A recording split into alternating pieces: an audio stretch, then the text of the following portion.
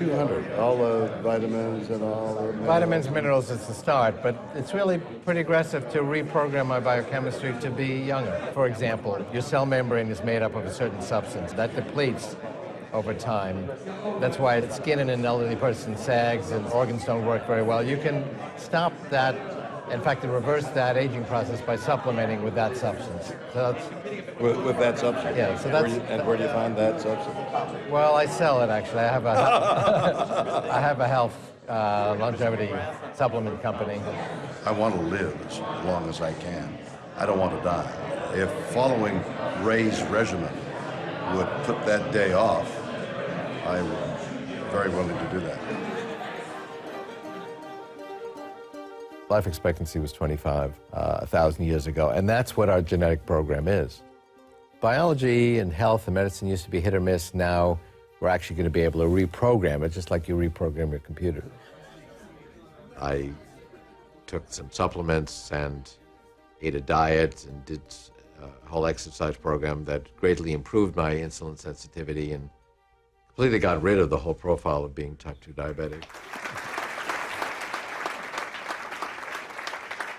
We're actually gaining the tools to actually understand biology as a set of information processes. The fat insulin receptor gene says, hold on to every calorie because the next hunting season may not work out so well. That was a good idea 1,000 years ago, but that now underlies an epidemic of obesity. We'd like to adjust that gene. So when that gene was turned off at the Joslin Diabetes Center near where I work, these animals ate ravenously and they remained slim. And they didn't get diabetes, didn't get heart disease, they lived 20% longer. And there are quite a few, well, there's 4 pharmaceutical companies rushing to bring fat insulin receptor gene inhibitors to the human market, which I think will be quite a successful drug. All diet drugs on the market today work by inhibiting appetite, which is not really what we want. It's kind of like a birth control pill that works by inhibiting interest in sex.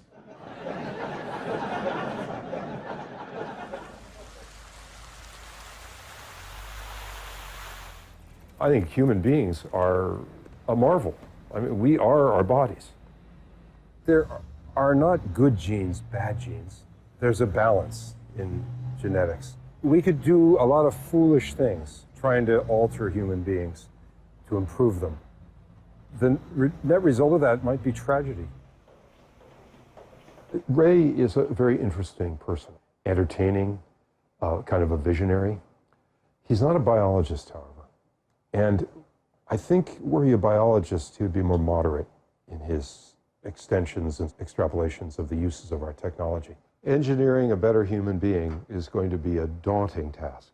We've had 5 million years of field testing, and that has filtered down the existence of an organism that is very attuned to a range of environments and a range of talents and a range of possibilities. To upset that balance by exaggerating some feature is going to cost us something, too. We shouldn't just arrogantly think we have transcended the wisdom of thousands of years of human experience. The human body is nature's most miraculous creation, with perhaps the tangerine a close second. But we still have a ways to go in developing this remarkable machine, as Samantha Bee uncovers in our new segment, Future Shock.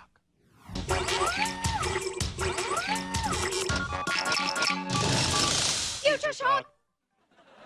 We're on a journey inside the human body. So what's it going to look like in the next 100 years? Famed futurist and author Ray Kurzweil is going to tell us. Future Shock! Immortality. What will the body be like in the future? Well, the holy grail is nanobots, blood cell-sized devices that can enhance our health from inside. So we'll have miniature robots in our bodies. That's exactly right. We're going to become perfect. Well, how would you define perfection? The ability to blow shit up with your eyes.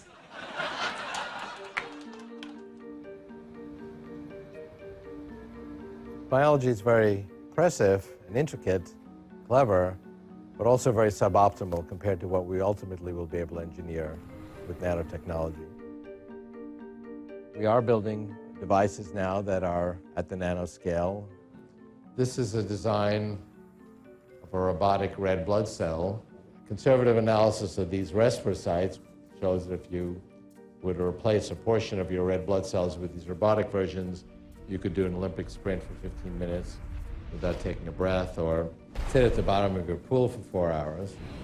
We'll be able to download software against specific pathogens, including ones that have never been seen before, not be subject to autoimmune disorders.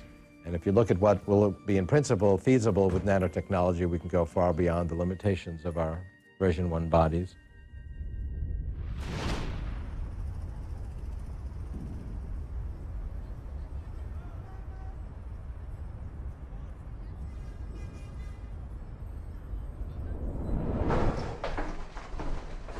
This issue is going to dominate our global politics this century. This is the issue that will color the century.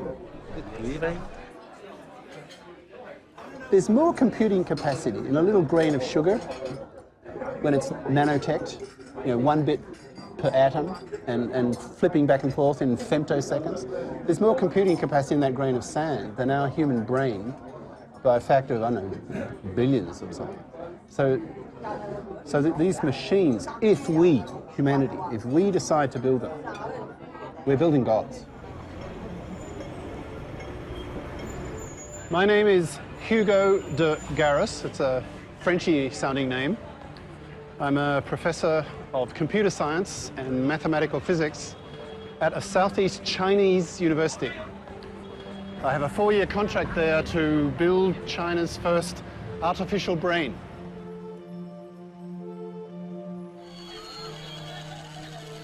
Artificial intelligence today, in terms of broad general intelligence, we're not talking about AI, we're talking AS, artificial stupidity. We still have a long way to go. The basic problem is the brain sciences haven't taught us yet what exactly intelligence is. We still don't really know. Neuroscience is still crawling. It hasn't even learned to walk yet.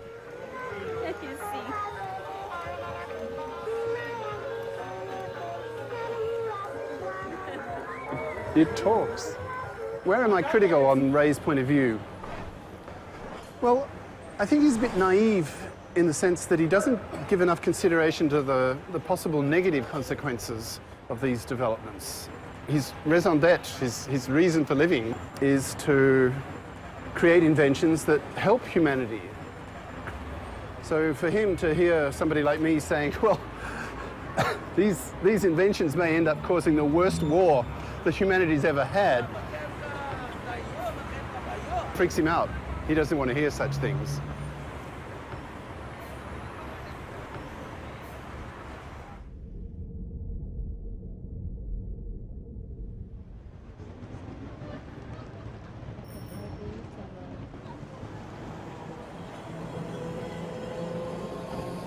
The nature of progress is exponential, and if you really think about what that's going to mean for biology, AI, nanotechnology, and the fact that all these things are going to happen simultaneously and they're all going to build on each other, the future is going to be, I think, more fantastic than anything I've articulated. There's artificial intelligence all around us. Every time you place a cell phone call, send an email, intelligent algorithms route the information, intelligent algorithms fly and land airplanes, guide intelligent weapon systems, make billions of dollars of financial decisions every day. And there are hundreds of examples of software doing what used to be done by humans. It's narrow artificial intelligence, but the narrowness is gradually getting less narrow. And the source of how to create more intelligent systems is going to come, and is coming, from the human brain itself. Even though there's a skull around our brain, we find we can look inside, and the spatial resolution of those scanners are actually doubling every year. The amount of data we're getting is doubling every year. And we're learning that we can actually take this data and turn it into working models and simulations of brain regions. And I think it's a conservative estimate to say at this exponential pace, we're going to understand how our brains work within 20 years. We will have this toolkit of how human intelligence works. And we'll be able to create similar systems that work just as well as the human brain, or even better. Computers today already can do things that we can't begin to do. Take those advantages and apply them to the power of pattern recognition and emotional intelligence that we have, and that'll be a very powerful combination. And there's one more observation. These artificial intelligence will continue to expand, more than doubling every year. They'll continue to grow exponentially. Our biological brains are fixed. You know, a human brain has a certain amount of coherency, complexity, and when we have software programs of that complexity and coherency, particularly if they're simulations of human brains, they will seem very human. And there really won't be much difference. I mean, there's nothing in our biological bodies and brains that we won't be able to recreate, and in fact enhance. We'll create AIs that are real people.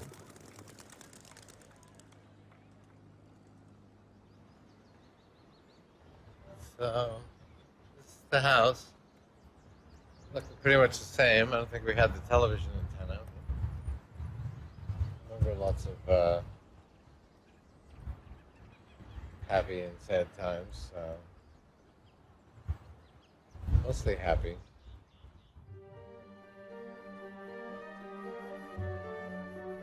My father was very busy in my early life. When I was 15, he had his first heart attack. And then he was home more.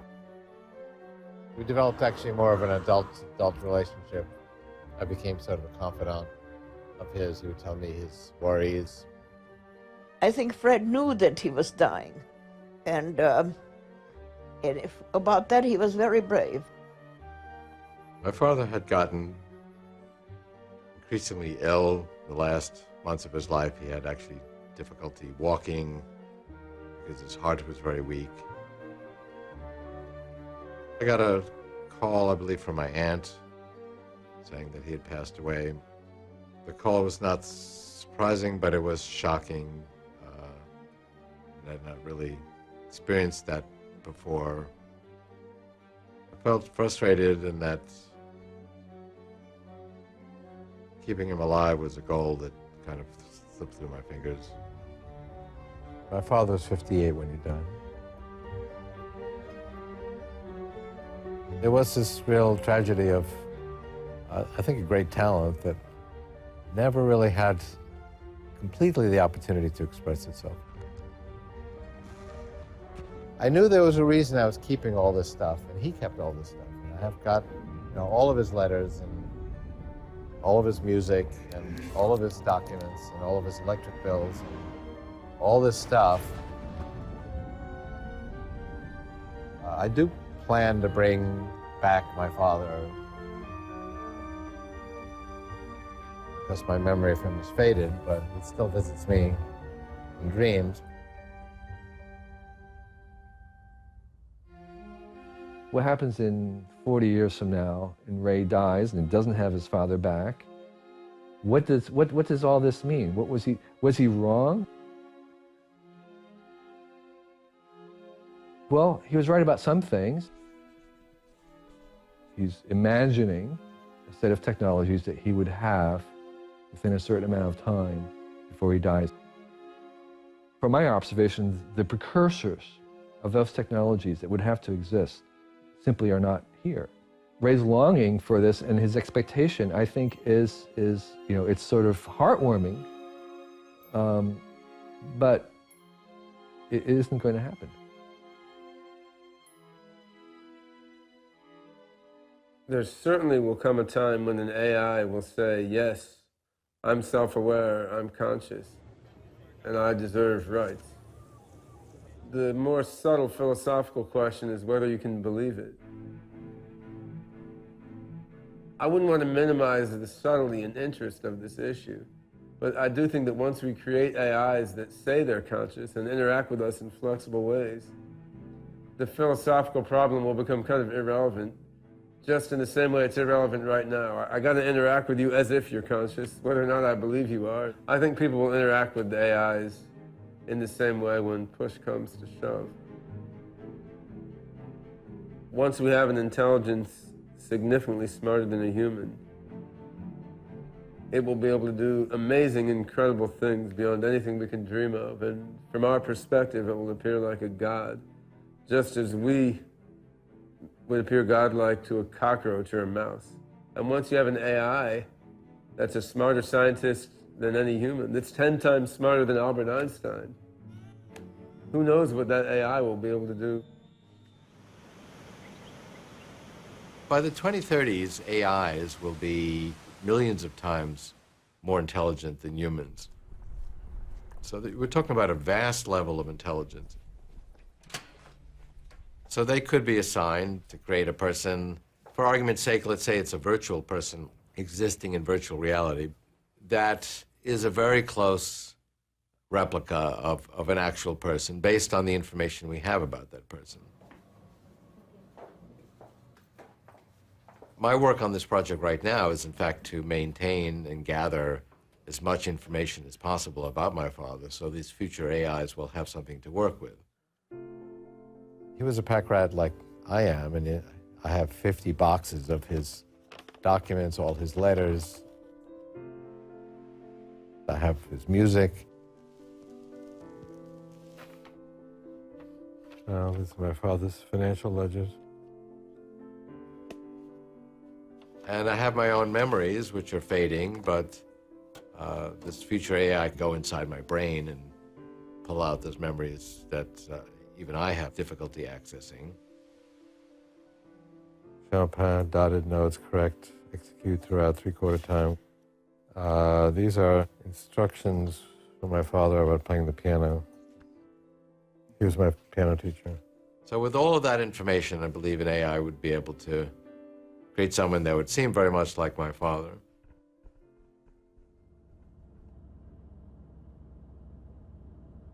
Generally, I always thought it was useless to keep all these dead, rotting bodies around. But actually now it is useful from a practical point of view to have a place where some of their DNA is accessible. People do live on in our memories and in their creative works that they leave behind. So we gather up all those vibrations and bring them back, I believe. Ray is a bit more of an optimist than is warranted by reality. I think the optimistic scenario that he portrays could happen, and I hope it will happen, that the singularity will just kind of bring more and better human life to humans and enhance us all. On the other hand, there are dystopian possibilities that are also quite plausible. There is no way that we will maintain a mastery of the superhuman AI that we create. I think that's an outrageous hypothesis. I can't imagine my dog really mastering me, let alone a bacterium mastering me. Once it's 10,000 times smarter than us, who's to say it doesn't figure out some way to reprogram its brain or our brain, or for that matter, come into contact with the aliens in the next universe over who say, oh, finally someone's smart enough to join the club, and then they have their way with us. There's not much guarantee of what happens if we don't build an AI either. There's all kinds of other interesting technologies out there, nanotech, biotech. All these other technologies have their own risks. So it's not like avoiding to build AI is going to make everything deterministic and easy to understand. I think Ray is wrong to be so optimistic, and I think others who are more dystopian are wrong to be so pessimistic. I think we just don't know, and we just can't know.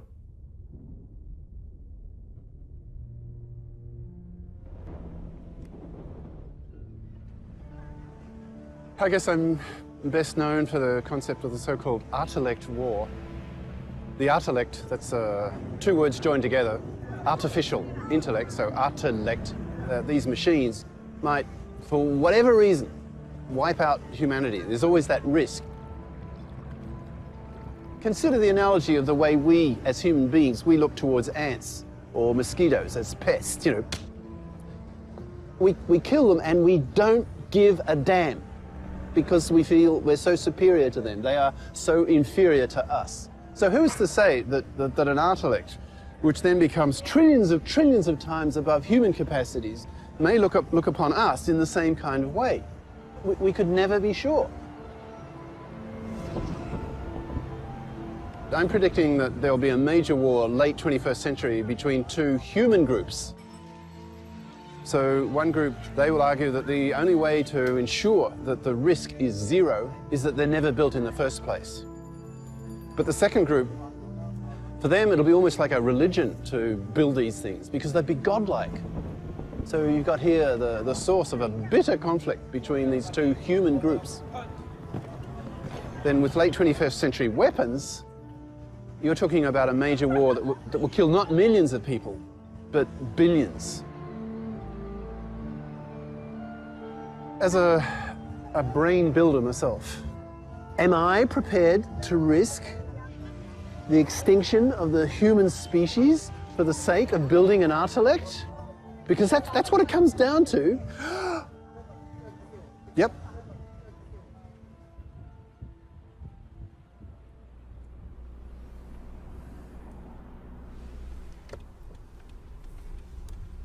We can talk about technical solutions to viruses. We can talk about technical solutions to self-replicating nanotechnology. But to artificial intelligence, now you're talking about the most powerful phenomena in the world, which is intelligence. I mean, there's no magic solution. There's no, okay, we'll just put this little code in our software and that'll make sure that these AIs are never dangerous. There is no technical solution like that.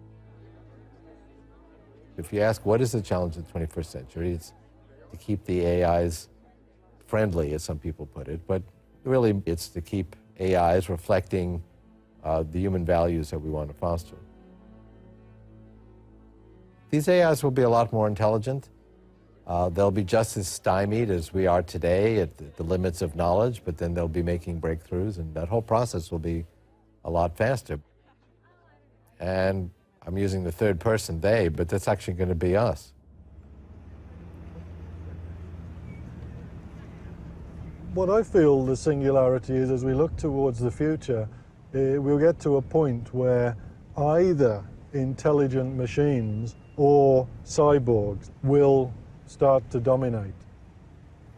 The singularity is the point where humans lose control.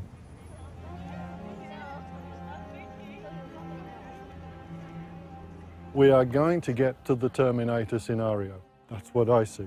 Intelligent machines calling the shots. Humans, some subservient slaves is the best, maybe on farms if we're lucky and so on.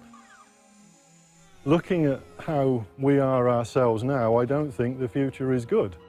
If you are a human after the singularity, forget it. Most people know me for the implant experiments that I've carried out.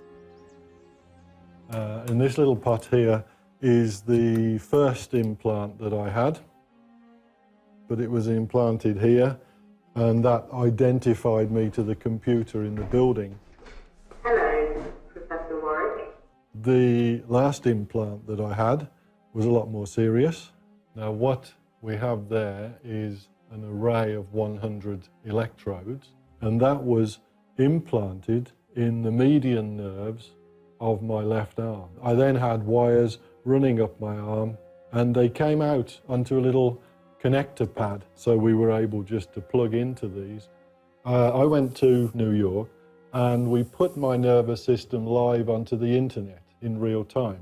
We linked up to the robot hand, which was still here in Reading. So as the hand gripped an object, my brain received current pulses. What the surgeons found when they took the implant out was that the body tissue had grown around the implant, pulling it into position. Very quickly, mentally and physically, it's part of you. I think once you link the human brain to a computer network, not only can you improve communication, sensory input, you can think in many more dimensions and have extra memory, of course. That's the obvious one. I see as a person, I'm human, and I'm really limited and restricted in what I do. So if I could come out of the singularity, being mentally and physically upgraded, yeah, I'd go for that. So I don't mind changing dramatically from what I am. I believe fully there will be flash memories you can plug into your brain. We'll be able to hook our brains into calculators and statistics programs and have Google directly into the frontal lobes. I mean, there's going to be a lot of expansion of the mind through interfacing the human brain with technology. There's an unanswered question of how far can you go and still be human. As we merge with machines, and I think it's inevitable that we will transform into something new. And as the technology becomes vastly superior to what we are, then the small proportion that's still human gets smaller and smaller and smaller until it's just utterly negligible.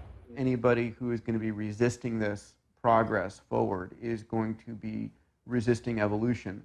And fundamentally, they will die out. It's not a matter of whether it's good or bad. It's going to happen.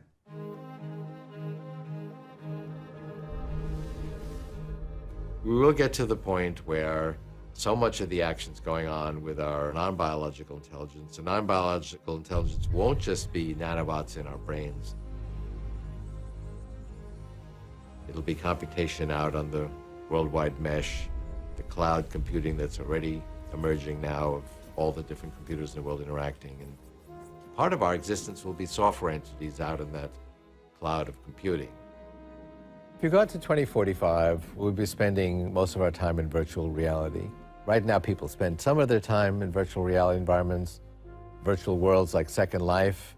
Today, doesn't look as real as real reality, but if you look at video games and look at how we've gone from Pong up to fairly realistic renditions today, same thing will happen in these virtual reality environments. These sort of exponential trends that Ray talks about are nowhere more visible than in a place like Second Life, where exponential growth has dominated without variation.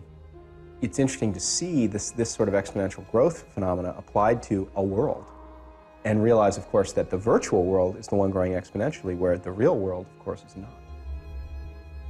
Ultimately, this virtual reality will go inside the brain, and then we really will be full immersion with all of the senses. Virtual reality ultimately will have all of the features of real reality, plus a lot more that you can choose from millions of virtual environments. You can be someone else. You don't have to pick the same boring body every time. You can be different people in different situations. And over time, our biological bodies will become obsolete.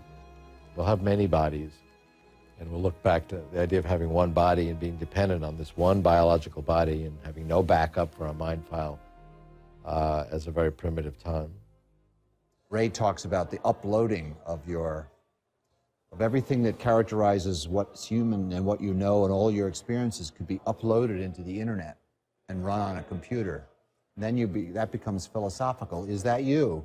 And if that goes on forever, is that immortality? I think it is highly likely that kids born today will grow up with the concept that immortality for their essence will be plausible.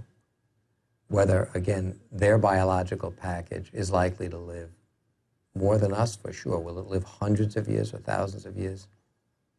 I don't think that will end up being a realistic issue or question to the kids being born today. They will have moved on to a better set of definitions and expectations about life and how it's packaged and how it's sustained. Life on this planet has had this evolutionary process. We began as single-cell prokaryotic life forms, and then we incorporated technology, the nucleus, the endoplasmic reticulum, and then that complex single cell became a multicellular life form. We are simply following that same exact evolutionary process now. We humans are going to start linking with each other and become this meta-intelligence. And we will eventually become an interconnection of the entire human race. And we will become godlike. People don't like to hear that, but we, in terms of omniscience, being able to know anything, plugging your brain into Google, omnipotent, being able to control something on the other side of the planet, omnipresent, being able to know the thoughts of somebody in Japan or Hawaii or wherever it might be at any time. And when I stop and I think about that, once you plug into that global network, and you know the thoughts and feelings of millions or billions of people, to unplug yourself will be so lonely.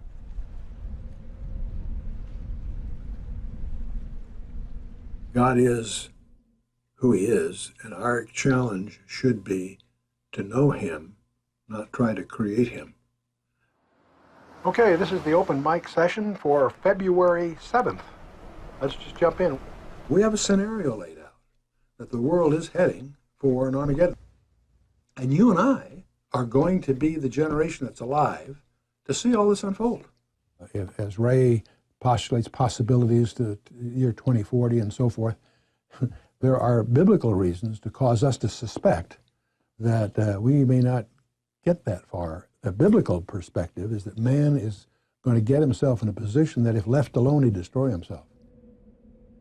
There's a risk here of starting to develop what would be called a pantheistic view of God, that God is everywhere or that we'll eventually become God. Those kind of concepts can be very, very elegantly articulated, but they're also a path to destruction. There is a danger if we worship technology. We start taking ourselves too seriously and not taking God seriously enough.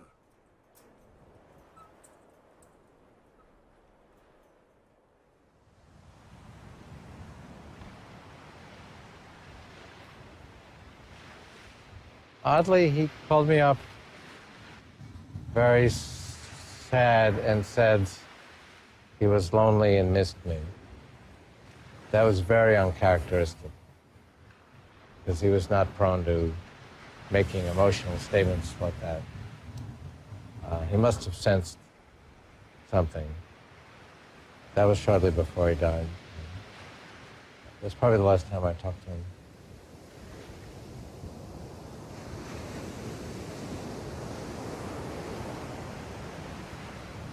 What were you just thinking about, Ray?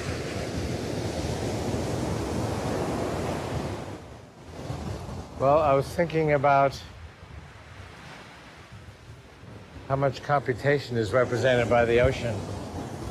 I mean, there's all these water molecules interacting with each other. That's computation. It's quite beautiful, and I've always found it very soothing. And that's really what computation is all about. To capture these transcendent moments of our consciousness.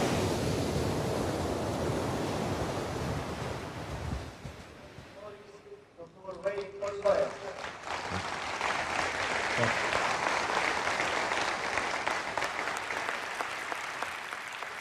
We're actually the only species that goes beyond our limitations. We didn't stay in the ground, we didn't stay on the planet, and we haven't stayed with the limitations of our biology.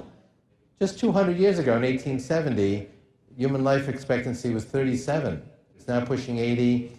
According to my models, 15 years from now, we'll be adding more than a year every year to, not just to infant life expectancy, but to your remaining life expectancy. As you go forward a year, your life expectancy will move on away from you. So if you can hang in there for another 15 years, we may get to experience the remarkable century ahead.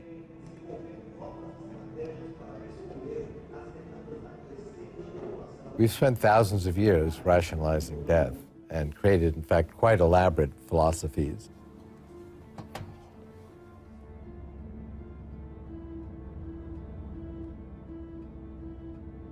The tragedy of illness and death has to be experienced personally to really appreciate its significance. Losing someone you love is an unbearable happenstance. That's ultimately the reason you would bring someone back. I think people are kidding themselves when they say they get comfortable with death. They've accepted death. I think they're fooling themselves. So I realize that this mission to not die is really the right course. You know, it's not guaranteed. I can't make a scientific case that, you know, I'm immune to everything that could happen to me. If I were a betting man, I would bet that I'm going to make it through to a point in time where I can at least back myself up and have some protection against the dying of the light.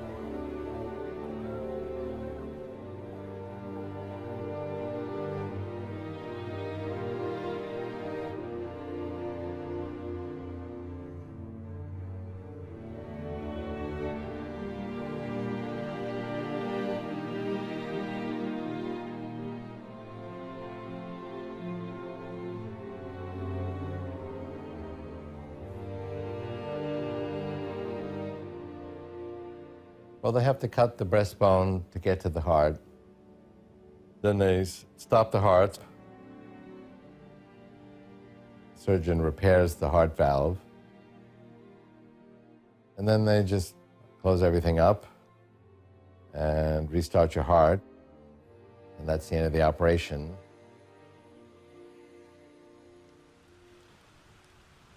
I'm not living out on the web yet. I still have this biological body, and it's actually a biological body with some genes that are undesirable.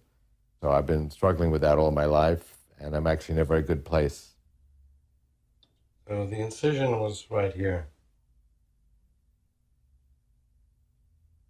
I mean, I don't have great respect for our biological bodies. I expect things to go wrong. What I worry about is actually something might go wrong and there is no well-established procedure, and I'd have to do something that's experimental, on the cutting edge, or maybe there's nothing at all, and I would have to invent something quickly.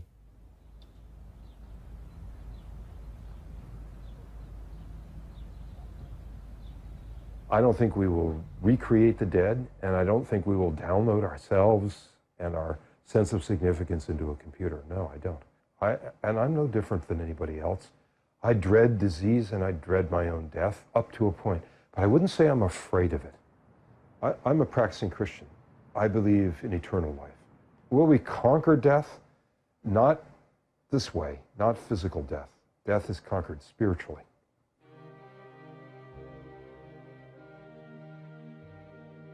If you look at the implications of my ideas, they do have a resonance with some traditional religious ideas. The idea of a profound transformation in the future, eternal life, bring back the dead. But the fact that we're applying technology to achieve the goals that have been talked about in all human philosophies is not accidental, because that does reflect the goal of humanity. So now we're gaining more powerful tools to actually accomplish those goals. I think we are the cutting edge of intelligence and beauty. And we do have godlike powers because we can change the world, not easily, but our ideas are very powerful. Look at what they've done already.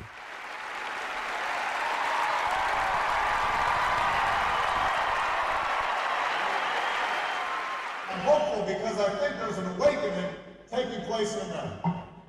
People are coming together around a simple truth, that we are all connected. All these different religious traditions describe God in the same way, as being all-knowing, being unlimited in terms of creativity and intelligence. And in fact, evolutionary processes move in an exponential fashion in these very properties, never becoming infinite, never becoming quite godlike, but moving to become more godlike. And so in that regard, you could say that evolution is a spiritual process. What is evolving is our own knowledge, our own appreciation of ourselves.